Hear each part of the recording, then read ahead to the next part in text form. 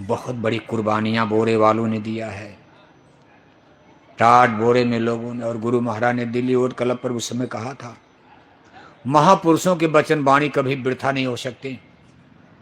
गुरु महाराज ने जब सत्संग सुना तो कहे, बच्चा मुझे दिल्ली उजड़ी उजड़ी नजर आ रही है। ये भविष्य का बहुत बड़ा संकेत था। आज 43 बरस से ज्यादा हो गया, लेकिन महापुरुषों की वाणी कभी वृथा नहीं होती। गुरु महाराज एक संकेत दे गए कि शहरों का भविष्य अच्छा नहीं है। ये रेडीमेड जो कुछ आप बना रहे हो, शहरों का फ्यूचर खतरे में पड़ सकता। इसीलिए गुरु महाराज ने 80 के दशक में भूम जोतक खेतिहर काश्तकार समूह, बाद में उसको भूम जोतक समूह कहा गया, उन्होंने स्थापना किया। गुरु महाराज ये संकेत देकर गए कि गांव का भविष्य तो अच्छा है, लेकिन महानगरों का भविष्य अच्छा। महानगर कई तरह से खतरे की जद में है। महानगरों के लिए सबसे बड़ा खतरा जलवायु प्रदूषण का। गंदगी आदमी से ही बढ़ती है। गाय का गोबर, बैल का गोबर, भैंस का गोबर, इससे तो घर लीपा जाता है, लेकिन आदमी का गोबर, आदमी टट्टी करे घर की लिपाई करोगे, कितना बदबू करेगा। गाय का गोबर शुद्ध माना गया, देवी देवताओं की पूजा में प्रयोग होता। अब आदमी टट्टी करे तो उठा के कहीं फेंको कीड़े कचड़े में। गाय ज्यादा हो जाए, बैल भैंस ज्यादा हो जाए, कोई प्रदूषण नहीं, लेकिन अगर आदमी एक जगह ज्यादा हो गए तो प्रदूषण फैलेगा। जलवायु प्रदूषण, ये हवा को गंदी करेंगे, ये पानी को गंदा करेंगे। और मान लो कोरोना जैसी कोई भयंकर बीमारी अगर फैल गई तो यही बड़े बड़े शहर जहां आबादी ज्यादा होगी जद में आ जाएंगी। गांव तो फिर भी बच जाएंगे। आपने कोरोना बीमारी में देखा, सबसे बड़ा असर कोरोना का दिल्ली और बंबई पर असर रहा।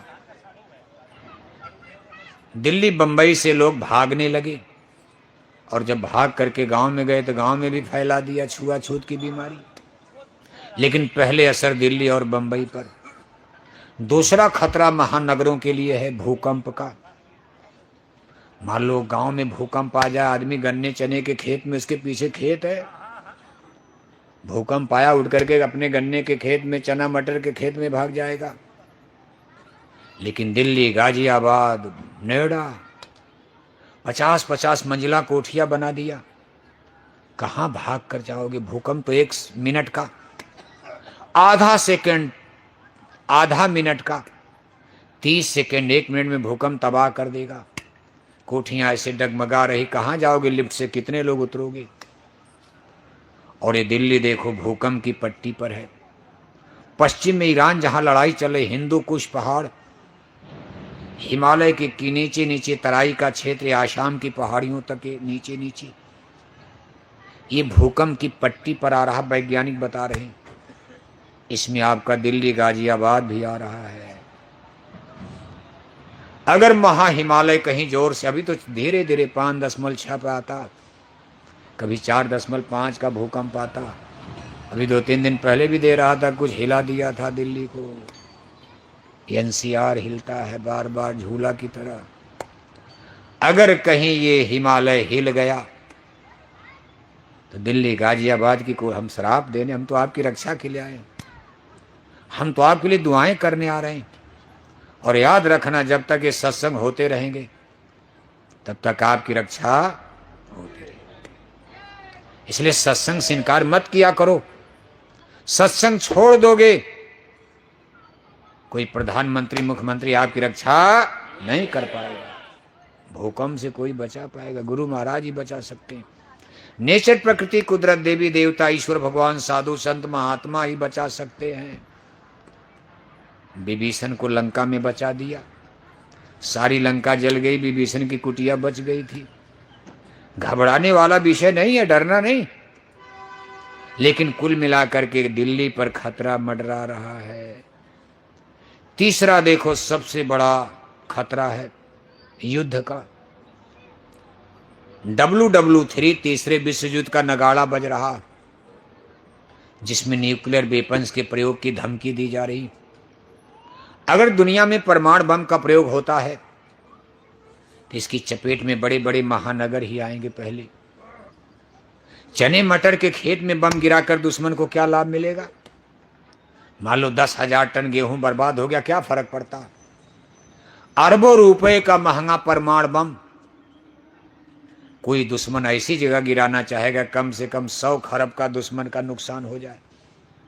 इसलिए बड़े बड़े शहर चुने जा रहे हैं। पाकिस्तान ने अपनी परमाणु मिसाइलों का मुंह दिल्ली, बंबई, अमृतसर, लुधियाना, जालंधर पर सेट कर दिया। भारत ने अपनी परमाणु मिसाइलें लाहौर, रावलपिंडी, कराची पर सेट कर दिया। दोनों के पास परमाणु बम है। अगर ये परमाणु बम न्यूक्लियर वेपन्स की लड़ाई खड़ी होती है दुनिया में, मान लो पाकिस्तान तो मिट जाएगा। अगर परमाणु युद्ध हुआ तो भारत पाकिस्तान को छोड़ेगा नहीं अब की। लेकिन पाकिस्तान के भी पास परमाणु बम है। अगर उसने हमारे दिल्ली पर ही गिरा दे एक तो उंगली कट जाएगी। पाकिस्तान भारत को तो नहीं मिटा पाएगा, छोटा देश है, लेकिन भारत पाकिस्तान को नष्ट कर सकता।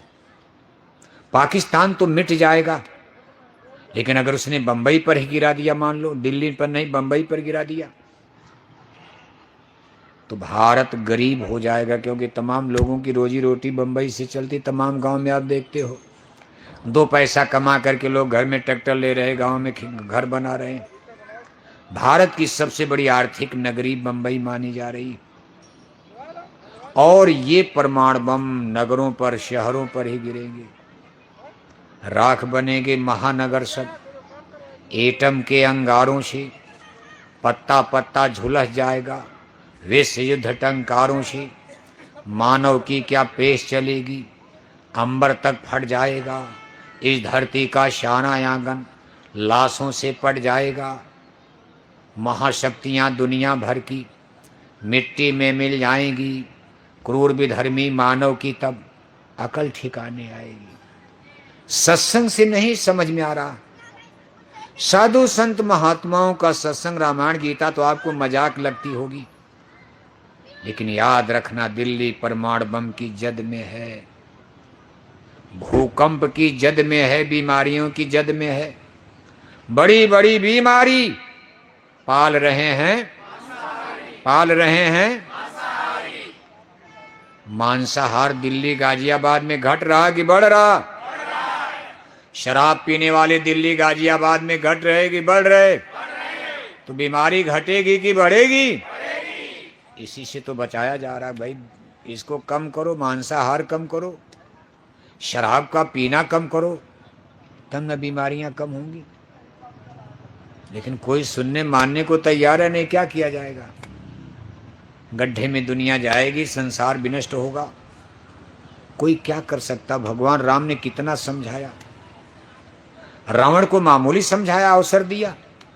14 बरस जंगल में हैं, बराबर समझा रहे, मान जाओ मान जाओ मान जाओ। राम रावण का युद्ध क्यों हुआ? धर्म रक्षार्थ है। आखिर धर्म की रक्षा के लिए हेतु हुआ, कोई गद्दी के लिए हुआ? गद्दी के लिए होता तो राम गद्दी छोड़कर जंगल क्यों जाते? अयोध्या की गद्दी पर उनका अधिकार था, लड़ जाते वहीं। अगर वो गद्दी बचाने के चक्कर में जंगल न जाते, अयोध्या की गद्दी में उलझ जाते और जंगल न जाते, तो रावण मारा जाता? और रावण नहीं मरता तो धर्म की रक्षा होती? इसलिए उनका लक्ष्य था धर्म की रक्षा करना। इसलिए गद्दी को ठोकर मार दिया। एक ही बचेगा, चाहे गद्दी बचाओ चाहे धर्म बचाओ। दोनों नहीं कि गद्दी भी बच जाए धर्म, ना ना ना ना। गद्दी के चक्कर पड़ोगे धर्म जाएगा, धर्म के चक्कर में पड़ोगे गद्दी जाएगी। जैसे पांडवों की गद्दी चली गई, दुर्योधन हड़प लिया। पांडवों को धर्म बचाना था, गद्दी छोड़ना पड़ा। त्याग करना पड़ता, बिना त्याग के कुछ नहीं होता। धर्म और संस्कृति की रक्षा इतना आसान नहीं होती। राम भी देखो, वैदिक धर्म को मानो, धर्म तो एक ही था। राम रावण की लड़ाई हो रही, रावण कोई मुसलमान थे? रावण ईसाई थे? रावण पादरी यहूदी थे। रावण के लिए रामायण में लिखा कि उत्तम कुल पुलस्त कै नाती, शिव बिरंची पूजय बहु भांति, वेद ज्ञान उत्तम कुल पाया। तापर रावण असुर का है, 4 वेदों के प्रकांड पंडित, ब्राह्मण कुल में जन्म है। ब्रह्मा शंकर के प्रकांड पुजारी भी हैं। फिर भी राम रावण की लड़ाई हुई। राम का भी वैदिक धर्म, रावण का भी वैदिक धर्म। राम भी वेद को मान रहे, रावण भी वेद को मान रहे। फिर दोनों लोगों में युद्ध क्यों हो गया? आखिर रावण कोई नास्तिक थे? पूजा तो रावण भी कर रहे हैं, यज्ञ उनके यहाँ भी हो रही है, वेद उनके यहाँ भी पढ़ा जा रहा, ब्राह्मण थे।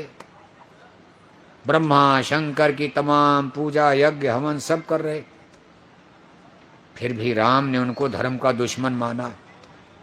हमने नहीं माना, भगवान राम ने माना। और भगवान राम जो मान लेंगे कौन इनकार करेगा? कोई न कोई कमी तो रही होगी। और जो कमी थी क्या थी?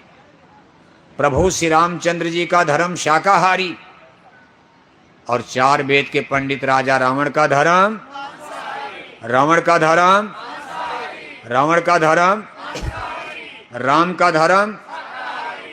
अरे जोर से बोलो, भले मछली अंडा खाते रहो, अभी इतनी जल्दी छोड़ोगे नहीं, लेकिन सत्य के लिए आवाज तो खोलो आप। कहीं राम को मांसाहारी वाली गोल में मत ले लेना, राम को भी मांसाहारी मत बना देना, अपनी गोल में मिला लेना। भगवान राम ने कभी मांस खाया था? भगवान जोगेश्वर श्री कृष्ण जी महाराज मांस खाते थे? रामायण गीता वेद भागवत में कहीं मांस खाना लिखा है?